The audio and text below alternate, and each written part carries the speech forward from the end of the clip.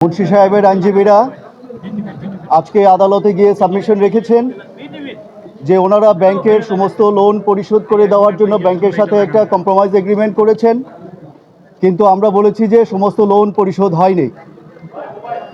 আমরা কোর্টের নোটিশে নিয়েছি যে যেই দিন ওনার নমিনেশন পেপার সাবমিট করা হয়েছে সেই দিন উনি 3টা ব্যাংকের বড়োয়ার ছিলেন, 3টা ব্যাংকেরই উনি ঋণ খেলাপি ছিলেন, কিন্তু উনি কোনো ব্যাংকের কোনো টাকা পরিশোধ করেননি। আর ওনার যে নমিনেশন পেপারের সাথে হলফনামা দিয়েছিলেন সেই হলফনামায় উনি বলেছেন যে ওনার কোনো লোন নাই। সুতরাং উনি যেই দিন নমিনেশন পেপার জমা দিয়েছেন ওই দিন একটা প্রতারণা করেছেন। প্রতারণা করেছেন উনি ওনার ভোটারদের সাথে, প্রতারণা করেছেন উনি ওনার জনগণের সাথে, প্রতারণা করেছেন উনি ইলেকশন কমিশনের সাথে, প্রতারণা করেছেন জাতির সাথে। এই লোন ডিফল্টারদের বিরুদ্ধে আমার সাবমিশন ছিল হাইকোর্টে যে যদি আপনি নমিনেশন পেপার জমা দিতে চান তাহলে নমিনেশন পেপার জমার আগে সমস্ত লোন পরিশোধ করে আসবেন। যেহেতু আপনারা ওই লোন পরিশোধ করেননি, এখন আপনি ব্যাংকের সাথে কি কম্প্রোমাইজ করেছেন কিছু যায় আসে না, কারণ on the date of submission of nomination paper you are a defaulter, so we will remain defaulter. এই আর্গুমেন্ট শুনে অনারেবল হাইকোর্ট ডিভিশন আজকে পিটিশনারের রিট পিটিশন খারিজ করে দিয়েছে সামারিলি।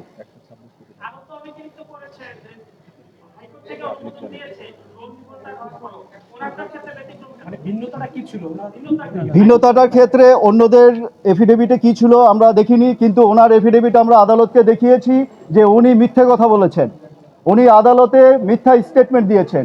ফলস স্টেটমেন্টের কারণে ইট কনস্টিটিউটস এ ফ্রড। এই ফ্রডের কারণে উনি কোনো আইনের আশ্রয় পেতে পারেন না। এখন তার প্রার্থিতা বাতিল থাকবে।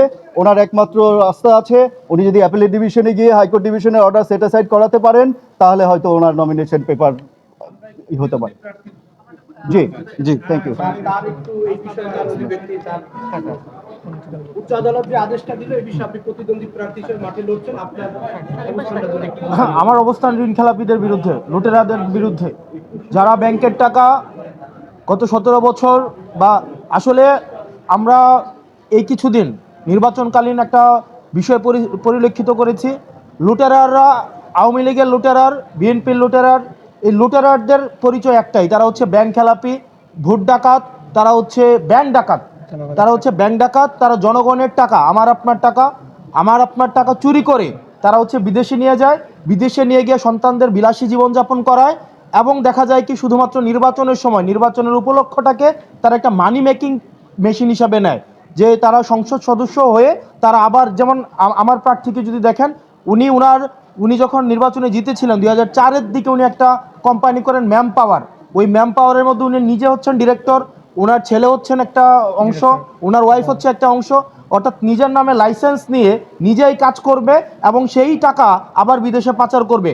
আমরা হাদি ভাই যেমনটা বলেছিল, এই যে ব্যাংক ডাকাত এবং ঋণ খেলাপি লুটেরারদের জন্য আমরা বাংলাদেশটাকে হারাম করে দিব। তারা শুধুমাত্র নির্বাচনের সময়, তারা মূলত হচ্ছে তারা বিদেশি নাগরিক, অনেকে আছে বিদেশি নাগরিক, শুধু নির্বাচনের সময় দেশে আসে সুসময়ের পাখি হিসেবে, যদি উত্তর দক্ষিণ হয় তারা আবার বিদেশে চলে যায়। ঠিক একইভাবে এই নির্বাচনটা, এই ব্যাংক ডাকাতরা শুধুমাত্র তারা এটাকে নেয় শুধুমাত্র একটা মানি মেকিং একটা প্রজেক্ট হিসাবে। আপনি একটা জিনিস চিন্তা করেন তো, শিয়ালকে যদি আপনি মুরগি পাহারার দায়িত্ব দেন তাহলে ব্যাপারটা কেমন দাঁড়ায়। ঠিক একইভাবে যারা চুরি করে, যারা হচ্ছে ব্যাংক চুরি করে, তাদেরকে আবার সংসদে পাঠাচ্ছেন আবার হচ্ছে ব্যাংক চোরদের ধরার জন্য। ব্যাংক চোরদেরকে সংসদে পাঠিয়ে কখনোই ব্যাংক চোর ধরা যাবে না। আপনি আমার প্রার্থীর যে বিষয়টি, উনি হচ্ছে ওনার যে লোন, এটা হচ্ছে রাইট অফ লোন, কোনো পার্সিয়াল পেমেন্টে কখনোই হচ্ছে সেটা পরিশোধ হয় না। উনি একটা ব্যাংকের সাথে এগ্রিমেন্টে গিয়েছেন এবং সেটা হচ্ছে একটা ফ্রুটফুল এগ্রিমেন্ট। এই ফ্রুটফুল এগ্রিমেন্টে সেটা ওনার সিআইবি থেকে ক্লিয়ারেন্স হয় না। দেখেন, আমরা চাই প্রতিনিধিত্বশীল ব্যবস্থার মধ্য দিয়েই জনগণের ম্যান্ডেট নিয়ে যারা ক্ষমতায় যাবে তারা ক্ষমতায় যাক, সেটা নিয়ে সমস্যা নাই, কিন্তু এটা আমাদের একটা দীর্ঘমেয়াদী একটা ফাইটের একটা অংশ। আমরা কোনো ঋণ খেলাপিদেরকে কোনো একটা এই ধরনের একটা ফাইটে আমরা অংশগ্রহণ করতে আমরা তাদেরকে কোনোভাবেই জনগণ তাদেরকে অ্যালাউ করবে না। এই ঋণ খেলাপিদেরকে আমাদের জনগণ প্রত্যাখ্যান করেছে 5ই আগস্টের মধ্য দিয়ে, পরবর্তীতে নির্বাচন কমিশন প্রত্যাখ্যান করেছে, আপিলেট ডিভিশন প্রত্যাখ্যান করেছে, আজকে হাইকোর্ট প্রত্যাখ্যান করেছে। তারা যে কোনো প্রক্রিয়া আমরা আবারও দেখেছি 2100 কোটি 1700 কোটি 254 কোটি নিয়ে অনেকেই হচ্ছে বিভিন্ন ব্যাকডোর মেকানিজমের মধ্য দিয়ে নির্বাচনে আসছে। ঠিক একইভাবে তাদেরকে 12ই ফেব্রুয়ারি আবার জনগণ চূড়ান্তভাবে তাদেরকে প্রত্যাখ্যান করবে ইনশাআল্লাহ। আপনি যে মাঠ পর্যায়ে কাজ করছেন, আপনি তো মাঠে গিয়েছেন, তাই না? শোনেন, এখানে কেউ, আপনি কি চান বেআইনিভাবে কেউ নির্বাচনে অংশগ্রহণ করুক? বেআইনিভাবে আইন বহির্ভূতভাবে কেউ নির্বাচনে অংশগ্রহণ করাকে আমরা যেভাবে এন্টারটেইন করি না, এবং আমার আসনে আরো অসংখ্য প্রার্থী রয়েছে, এখানে আপনি শুধুমাত্র একটা আইন বহির্ভূতভাবে একজনকে তাইলে আপনি নিয়ে আসেন, আপনি আরো ঋণ খেলাপিদেরকে নিয়ে আসেন, প্রবাসীদেরকে নিয়ে আসেন। আইন বহির্ভূতভাবে যদি বিএনপির ঋণ খেলাপিদেরকে আপনি নির্বাচনে আনতে চান, তাহলে আওয়ামী লীগ কি দোষ করছে? আইন বহির্ভূতভাবে আপনি না, আপনি শোনেন, আপনি আপনার পরিচয় কি? আপনার পরিচয় কি? না উনার আপনি হাউসের নাম বলেন, হাউসের নাম কি? আপনার হাউসের নাম বলেন। না আমি আমার এখানে সম্মানিত উপস্থিত আমাদের সাংবাদিকবৃন্দ যারা আছেন, আপনাদের আপনাদের সাথে আমাদের পেশাদারি সম্পর্ক, আপনারা নিরলসভাবে পরিশ্রম করে যান, আমাদের বার্তা আপনাদের মাধ্যমে জনগণের কাছে পৌঁছায়, এবং বস্তুনিষ্ঠ এবং নিরপেক্ষ সাংবাদিকতার মাধ্যমেই 5 আগস্টের পরে এবং পূর্বে আপনারা ইতিমধ্যেই আপনারা দৃষ্টান্তকারী, আপনারা উদাহরণ সৃষ্টি করছেন। কিন্তু আমি আপনার কাছে, আপনি মানে হাউজের নাম বলে প্রশ্ন করলে সেই প্রশ্নটা হচ্ছে গ্রহণ করতে ভালো, এবং সেক্ষেত্রে আমার পেশাদারী সাংবাদিকরাও একমত হবেন বলে আশা করি। আপনার হাউজের নাম কি? ওকে ভাই, সাংবাদিক সম্মেলন, এটা প্রেস ব্রিফিং, এটা প্রেস ব্রিফিং, এটা হচ্ছে প্রেস ব্রিফিং এটা।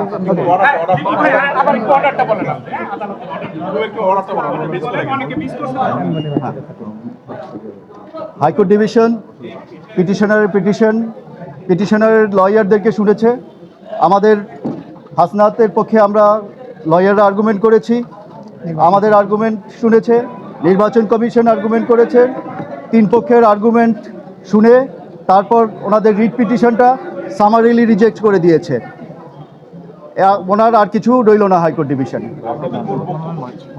আমাদের মূল বক্তব্য ছিল যে উনি যেই দিন নমিনেশন পেপার জমা দিয়েছেন সেই দিন ওনার 3টা ব্যাংকের লোন ছিল, উনি সেই লোন পরিশোধ না করে, এবং ওনার যে হলফনামা সেখানে ওনার লোন আছে সেটা মেনশন না করে উনি বলেছেন ওনার কোনো লোন নাই, ওনার কোনো রিশিডিউল হয়নি। উনি ওখানে মিথ্যা বক্তব্য দিয়ে নমিনেশন পেপার সাবমিট করেছে, তথ্য গোপন করে নমিনেশন পেপার সাবমিট করেছে, প্রতারণামূলক নমিনেশন পেপার সাবমিট করেছে। উনি মিথ্যে কথা বলেছেন, জালিয়াতি করেছেন, মিথ্যার আশ্রয় নিয়েছেন, ফ্যাক্ট সাপ্রেস করেছেন।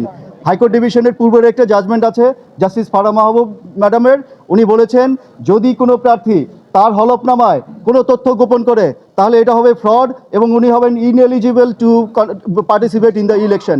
আমরা সেই জাজমেন্ট দেখিয়েছি, সেই জাজমেন্ট দেখানোর পরে হাইকোর্ট ডিভিশন ওনাদের মামলাটা রিজেক্ট করে দিয়েছেন। আমরা আরও বলেছি যে উনি যখন নমিনেশন পেপার সাবমিট করেছিলেন তখন ওনার লোন রয়ে গিয়েছিল, কিন্তু উনি এখন আজকে এসে বলছেন যে আমি ব্যাংকের সাথে কম্প্রোমাইজ করে ফেলেছি, আমার সিআইবি রিপোর্ট ক্লিয়ার, এটাতে হবে না। কারণ হচ্ছে আইনে বলা হয়েছে যদি উনি সমস্ত লোন পরিশোধ করেন তাহলে ওনার পার্টিসিপেট করতে পারবেন, কিন্তু উনি লোনটা নমিনেশন পেপার সাবমিট করার আগে দেননি, এই কারণে উনি আর এখানে ইলেকশন করতে পারবেন না। ধন্যবাদ সবাই।